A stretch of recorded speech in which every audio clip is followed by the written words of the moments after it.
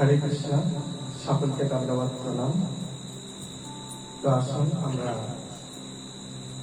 শ্রী গুরুদেব এবং শ্রীল প্রভুপাদের কৃপায় তাদের আশীর্বাদ নিয়ে আমরা কৃষ্ণ কথায় আসব। তো আমাদের যেটা আলোচনা চলছিল যে শ্রীমদ্ ভগবদ গীতা মানব সমাজকে প্রগতিশীল করে। আজ অষ্টম পর্ব। তো আজ দ্বিতীয় অধ্যায়ের সপ্তম শ্লোকের উপর ভিত্তি করে আমরা আলোচনা করার চেষ্টা করব যে শ্রীমদ্ ভগবদ গীতা কিভাবে মানব সমাজকে প্রগতিশীল করে। দ্বিতীয় অধ্যায়ের সপ্তম শ্লোকে অর্জুন বলছেন শ্রীকৃষ্ণকে যে কার্পণ্য দোষ অপহত স্বভাব পৃচ্ছামি ত্বং ধর্ম সম্মূঢ় চেতঃ যৎশ্রেয়ঃ সন্নিশ্চিতং ব্রূহি তন্মে শিষ্যস্তে অহং সাক্ষী মাং ত্বং প্রপন্নম। অর্থাৎ কি বলছেন, কার্পণ্য দোষের কারণে অর্থাৎ কাপুরুষতার কারণে আমি ধর্ম সম্পর্কে বিমূঢ় হয়ে পড়েছি। আমার কি করা কর্তব্য এই পরিস্থিতিতে এবং কি করা অকর্তব্য সেই সম্পর্কে আমি বিভ্রান্ত হয়ে পড়ছি। তো তুমি আমাকে বলো এই পরিস্থিতিতে আমি কি করব। এখন আমি তোমার শিষ্য, সর্বতভাবে আমি তোমার শরণাগত। তুমি যেটা বলবে আমি ঠিক সেটাই করব। এই শ্লোকের মধ্য দিয়ে কিভাবে আমরা উপলব্ধি করতে পারবো যে শ্রীমদ্ ভগবদ গীতা মানব সমাজকে প্রগতিশীল করে। তো ভগবান শ্রীকৃষ্ণ গীতায় এই জড়জগতের পরিচয় দিতে গিয়ে দুই জায়গায় বলেছেন। একবার নবম অধ্যায় বলছেন যে অনিত্যম অসুখম লোকম, অর্থাৎ এই জগৎ অনিত্য এবং অসুখকর জায়গা।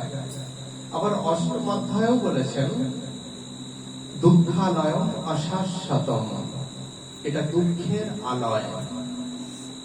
আমরা যেমন কাপড়ের বস্ত্রালয়ে গেলে বস্ত্র পাই, ঠিক সেই রকম দুঃখালয়ে গেলে দুঃখই প্রাপ্ত হব। বস্ত্রালয়ে গিয়ে তো আমি তো মুদিখানার মাল নিতে পারি না, তারা দিতে পারবে না। আবার খাদ্যালয়ে গিয়ে আমরা বস্ত্র চাইতে পারি না, তারা খাদ্যই দেবে। ঠিক সেই রকম দুঃখালয়ে আমরা সুখ কামনা করলেও সুখ নাই। যেটাকে আমরা সুখ বলে মনে করি সেটা অনিত্য, সেটা যেন দুঃখেরই পরিণাম, সেই সুখটার পরিণাম যেন দুঃখই। তো সেই জন্য ভগবান আমাদেরকে স্মরণ করিয়ে দিচ্ছেন দুই জায়গায়, যে অনিত্যম অসুখম লোকম, আর এক জায়গায় বলছেন দুঃখালয়ম অশাশ্বতম। সেই অর্থে জীব এই জড়জগতে দেহ ধারণ করা মাত্রই দুঃখ ভোগ করে। এই জড়জগতের অধিষ্ঠাত্রী মায়া দেবী জীবকে দুঃখ প্রদান করার জন্য, অর্থাৎ জীবের কর্মের ফল ভোগ করানোর জন্য এমন পরিস্থিতির মুখোমুখি করেন যার ফলে জীব কিং কর্তব্য বিমূঢ় হয়ে পড়ে। সে কি করবে, তার কি করা উচিত এবং কি করা অনুচিত, সেই পরিস্থিতিতে সেই সম্পর্কে সে বিভ্রান্ত হয়ে পড়ে। তখন জীব সিদ্ধান্ত গ্রহণ করতে পারে না যে তার কি করা কর্তব্য। তবে এই পরিস্থিতি কেবল ভগবান বিদ্বেষী ব্যক্তিদের সামনে আসে না, এটা খেয়াল রাখতে হবে। যারা ভগবত বিদ্বেষী তাদের ক্ষেত্রেই যে এই পরিস্থিতি আসে, ভয়ানক পরিস্থিতি, এমন নয়, কিন্তু ভগবত ভক্তের সম্মুখেও আসে, এমনকি বেশি করে আসে। আর পাঁচজন ব্যক্তির তুলনায় ভগবত ভক্তের জীবনে বেশি করে আসে। তার দৃষ্টান্ত প্রহ্লাদ মহারাজ। এত ভগবানকে ডাকে, অথচ তার প্রত্যেকটা পদে পদে বিপদ। তো কেন?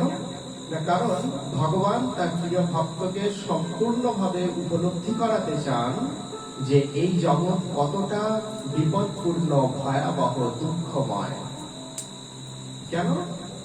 ভক্তকে বোঝাতে চায় যে এই জগৎটা কতটা ভয়ঙ্কর, কতটা দুঃখপূর্ণ, সেটা বোঝানোর জন্য ভক্তের জীবনে বেশি করে এই পরিস্থিতিগুলো ভগবান মায়াদেবীর দ্বারা পৌঁছে দেন,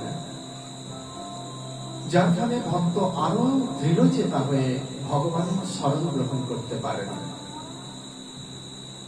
শিশুকে যখন ভয় দেখানো হয়, যত বেশি ভয় দেখানো হবে ততই মায়ের কোলে সে মায়ের গলাটা জড়িয়ে ধরবে, তাই তো?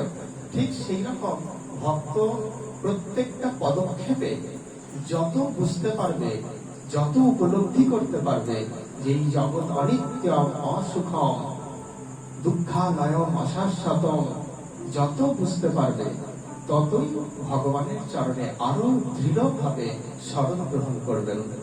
আর ভগবান সেটাই চান যে আমার ভক্ত আমার চরণে সুদৃঢ়ভাবে শরণ গ্রহণ করুক। এখানে ধীর শান্ত ভগবত ভক্ত অর্জুনকেও এমন ভয়াবহ পরিস্থিতির সম্মুখে পড়তে হয়েছিল। অর্জুন কিরকম? ধীর শান্ত, ঝগড়াটে নয়, কারো পায়ে পা তুলে ঝগড়া করতে চায় না, অথচ তার জীবনটাই দেখুন কিরকম ভয়াবহ পরিস্থিতি তাদের জীবনে। অর্জুন তখন ধর্ম বা কর্তব্য সম্পর্কে বিমূঢ় হয়ে পড়েছিলেন। কিন্তু এখানে গীতার শিক্ষা এটাই যে জীব যখন পরিস্থিতির মুখে পড়ে ধর্ম বা কর্তব্য সম্পর্কে কিংকর্তব্য বিমূঢ় হয়ে যাবেন, তখন তার উচিত শ্রেষ্ঠ ব্যক্তির শরণ গ্রহণ করা। ভগবান কি এখানে শিক্ষা দিচ্ছেন এই শ্লোকের মধ্য দিয়ে? অর্জুন বলছেন যে আমি তোমার সম্পূর্ণভাবে শরণ গ্রহণ করলাম, আমি এখন তোমার শিষ্য, তুমি আমার গুরু। শিষ্যস্তে অহম তম সাধিমাম প্রপন্নম। আমি তোমার শিষ্য রূপে তোমার সম্পূর্ণভাবে শরণাগত হলাম, তুমি এবার কি করছো করো। এই কথাই এখানে বলছেন। তো সেই রকমই যে শ্রেষ্ঠ ব্যক্তিকে তখন কি করতে হয়? শ্রেষ্ঠ ব্যক্তির শরণ গ্রহণ করতে হয়। সেটাই বলছেন অর্জুন, সেটাই করেছিলেন। যখন এই ভয়ঙ্কর পরিস্থিতির মুখে পড়েছিলেন তখন অর্জুন শ্রেষ্ঠ ব্যক্তি ভগবান শ্রীকৃষ্ণের শরণ গ্রহণ করেছিলেন, যিনি সেই পরিস্থিতিকে জয় করার পূর্ণ শক্তি প্রদান করতে পারেন, এমন ব্যক্তির শরণ নেওয়ার কথাই বলা হচ্ছে। এখন প্রশ্ন, সেই শ্রেষ্ঠ ব্যক্তিকে পাবো কোথায়? আমাদের প্রশ্ন, আমরা তো বলি যেটা কলিযুগ চলছে, একটা মানুষও ভালো নয়। অনেক অনেক মানুষকে বলতে শোনা যায়, বলে ভালো নয়, আমাদের চোখটা ভালো হলে এখন অনেককেই ভালো হিসাবে দেখতে পাবো। তো জগতে সাধু অসাধু সবই থাকে, কখনো সাধুর ভাগ বেশি হয়, অসাধুর ভাগ কম হয়, কখনো তার বিপরীত হয়। কিন্তু এমন নয় যে সাধু নেই জগতে, সেটা বলা যায় না। তো সাধুদের পরিত্রাণ করার জন্যই তো ভগবান আসেন। তাহলে আলো এবং অন্ধকার যেমন পাশাপাশি চলে, আবার ডান পা আর বাম পা যেমন পাশাপাশি চলে, ঠিক সেরকম সৎ ব্যক্তি এবং অসৎ ব্যক্তি এরাও পাশাপাশি চলে, সবাই আছে। শুধু তোমার চোখটাকে খুঁজে নিতে হবে, চোখ দিয়ে, চেতনা দিয়ে, বুদ্ধি দিয়ে। তো এইটাই আমাদের আচার্যগণ শিক্ষা দিয়েছেন। কি শিক্ষা দিয়েছেন? না, সাধু সঙ্গ সর্বশাস্ত্র কয়, লবমাত্র সাধু সঙ্গ সর্বসিদ্ধি হয়। এই শিক্ষা দিয়েছেন আমাদের আচার্যগণ। সাধু সঙ্গ করতে বলছেন, কারণ সাধুর কথা কেন শুনতে হবে বা তার সঙ্গ কেন করতে হবে? ভাগবত কি বলছেন? ভাগবত বলছেন সাধুর কথাটা কেমন না, নিদাঘ দগ্ধস্য যথা হিমাম্ভ। নিদাঘ দগ্ধস্য, দগ্ধ হয়ে গেছে কিসে? নিদাঘ মানে সূর্যের তাপে দগ্ধ ব্যক্তির কাছে এক গ্লাস সুশীতল বাড়ি যেমন খুবই আরামদায়ক বা তৃপ্তিদায়ক, ঠিক সেই রকম এই ত্রিতাপ দুঃখে দুঃখী বা ত্রিতাপে দগ্ধ জীবের পক্ষে সাধুর বাণী ঠিক সেই রকমই আরামদায়ক। সেই জন্য বলছেন যে সূর্যের প্রখর কিরণে তপ্ত ব্যক্তির কাছে শীতল জল যেমন, তেমনি ত্রিতাপ জ্বালায় দগ্ধ জীবের কাছে সাধুর বাক্য তেমনই ফলপ্রদ। সেই সাধুর সঙ্গ করা প্রয়োজন। রাতের আধার নেমে আসলেও স্বচ্ছ সরোবর যখন পূর্ণিমার চাঁদের আলোর সংস্পর্শে আসে, তখন সেই সরোবরের জল সোনার মতো রূপার মতো ঝকঝক করে ওঠে, তাই তো? আবার সেই সরোবরই যখন অমানিসীর অন্ধকারের সংস্পর্শে আসে, তখন তার জল যতই স্বচ্ছ হোক না কেন সে কালিমা লিপ্ত, সেটাই আমরা দেখি। ঠিক সেই রকম জীব যখন সেই সূর্যের মতো বা চন্দ্রের জ্যোৎস্নার মতো স্নিগ্ধ বা উজ্জ্বল দীপ্ত সেই সাধুর সংস্পর্শে আসে, তখন জীব পবিত্র হয়ে যায়। আর যখন অসৎ ব্যক্তির সঙ্গ করে, তখন সে অমানুষীর অন্ধকারের সংস্পর্শে এসে সরোবরের অবস্থা যেমন হয়, ঠিক সেই রকমই আমাদের জীবন হয়ে যায়। সেই কথা এখানে বলা হচ্ছে। তেমন মহৎ সঙ্গের প্রতি আসক্তি হলে সেই মহৎ সঙ্গই আমাদের সকল কঠিন পরিস্থিতি থেকে মুক্ত হওয়ার জন্য প্রয়োজনীয় শক্তি প্রদান করেন। সে মহৎ ব্যক্তি শক্তি প্রদান করবেন, যেমন অর্জুনকে সেই শক্তি প্রদান করছেন। অর্জুন তার শরণাগত হয়েছিলেন বলে, আমাদেরও প্রয়োজন সেই মহৎ ব্যক্তির শরণাপন্ন হওয়া, তাকে গুরুরূপে বরণ করা। এটাই বলছেন অর্জুন সদা সর্বদাই পরমেশ্বর ভগবান শ্রীকৃষ্ণ ও তার প্রিয় ভক্তগণের সঙ্গের প্রতি আসক্ত ছিলেন। অর্জুন শুধু সখারূপে ভগবান শ্রীকৃষ্ণের প্রতি আসক্ত ছিলেন না, তার সঙ্গে সঙ্গে সেই শ্রীকৃষ্ণের যারা ভক্ত সাধু গুরু বৈষ্ণবেরও সঙ্গ করতে তিনি সর্বদাই পছন্দ করতেন। তাই এই কঠিন পরিস্থিতিতেও তিনি তাদের সঙ্গ লাভ করতে পেরেছেন। যে খায় মনি যোগায় চিন্তামণি, যে সৎসঙ্গ করতে চায় সৎসঙ্গ তাকে যেতে হবে না, সৎসঙ্গ তার কাছে চলে আসে। ভগবান শ্রীকৃষ্ণ তার কাছে চলে এসেছিলেন অর্জুনের কাছে, তো সেটাই বলছে। কিন্তু শুধুমাত্র সাধুগুরু হরির সঙ্গ করলেই হয় না, তাদের শরণাগত হতে হয়। আমি সাধুগুরু বৈষ্ণবের সঙ্গ করব, কিছু পুণ্য লাভের আশায় পাঠ শুনতে যাব, কিন্তু তাদের শরণাগত হব না, এটা কিন্তু নয়। তাদের শরণ যতক্ষণ না আমরা গ্রহণ করছি, ততক্ষণ আমরা সেই শক্তি লাভ করতে পারবো না। কোন শক্তি?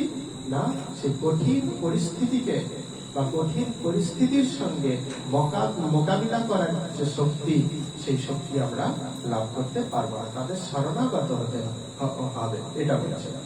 শ্রীমদ ভগবত গীতায় অর্জুন সেই শরণাগত হওয়ার শিক্ষাই প্রদান করছেন এখানে। শিষ্যস্যহং সাধুমাং ত্বং প্রপন্নম, আমি তোমার শিষ্য, সম্পূর্ণভাবে তোমার শরণাগত, তুমি এবার কি করছো করো। এইটাই অর্জুন বলছেন, পূর্ণ শরণাগত হচ্ছেন। কিন্তু বর্তমান সমাজে আমরা আজ অনেকেই সাধুগুরু হরির শরণকে অবজ্ঞা করে থাকি, আর তার পরিবর্তে স্বার্থ চরিতার্থ করার জন্য অপর কোন স্বার্থ ব্যক্তির শরণ গ্রহণ করি। প্রকৃতপক্ষে যাদের শরণ গ্রহণ করা উচিত, সেই সাধুগুরু বৈষ্ণবের শরণকে অগ্রাহ্য করে যাদের কাছ থেকে জাগতিক কিছু লাভ বা স্বার্থ পূরণের কিছু একটা ব্যাপার আছে, তাদের শরণাপন্ন হই। আমরা ভাবি না যে আমি যেমন স্বার্থের জন্য তার সঙ্গে মিশছি, সেও কিন্তু স্বার্থের জন্যই আমার সঙ্গে মিশছে বা আমার উপকার করতে চাইছে।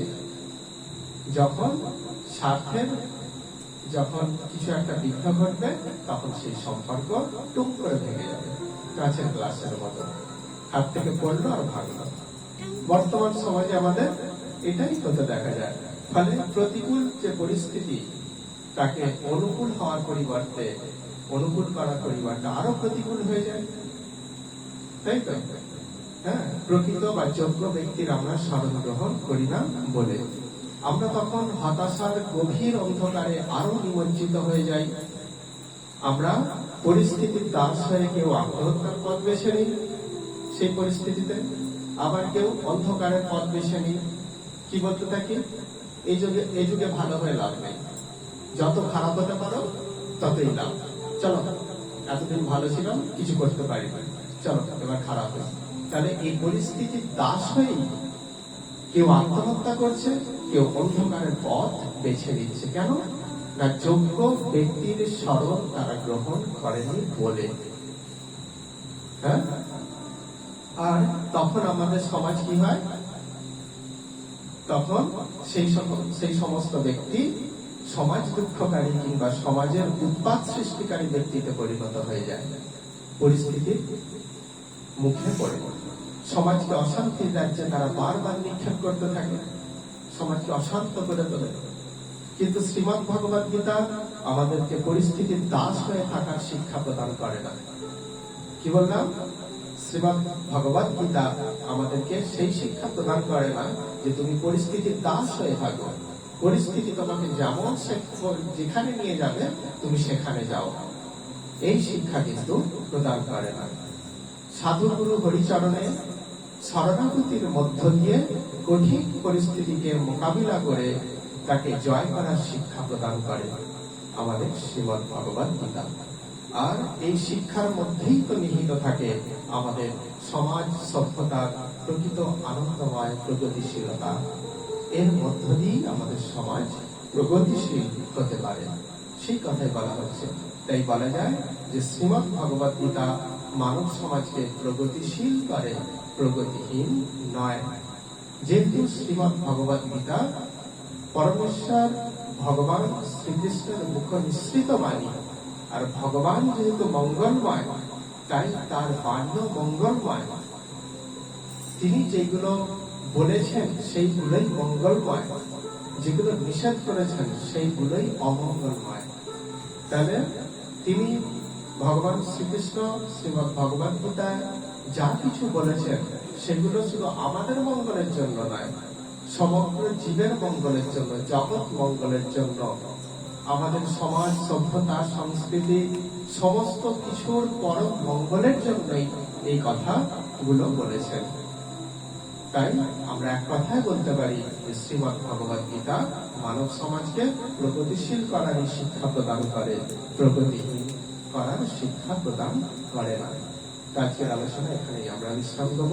হরে কৃষ্ণ, সকলকে ধন্যবাদ, প্রণাম। বাঞ্ছাকল্পতরুভ্যশ্চ কৃপা সিন্ধুভ্যেব চ পতিতানাং পাবনেভ্যো বৈষ্ণবেভ্যো নমো নমঃ।